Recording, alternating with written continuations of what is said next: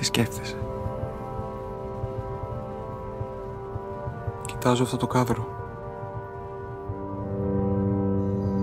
Να σου πω μια ιστορία για τα ελάφια.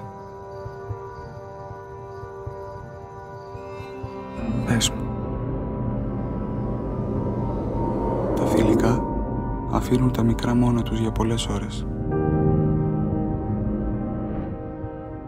Πολλές φορές οι περαστικοί βρίσκουν τα μικρά εγκαταλειμμένα και νομίζουν πως χρειάζονται βοήθεια.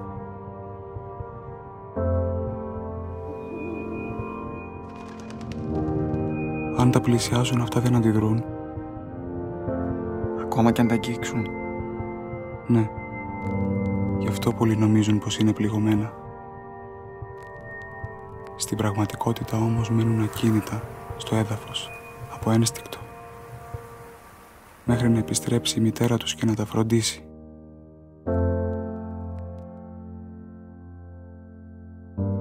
Όσα είναι μικρά δεν έχουν δική τους μυρωδιά. Είναι άοσμα. Η μητέρα τους όμως έχει. Γι' αυτό μένει μακριά τους. Γιατί δεν θέλει να προσελκύσει άγρια ζώα.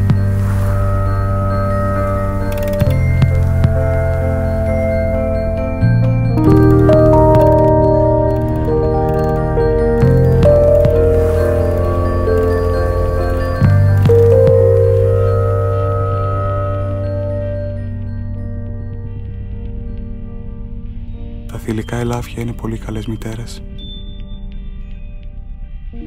Παρατηρούν πάντα τα μικρά τους από απόσταση. Γνωρίζουν πως αν αγαπάς κάτι,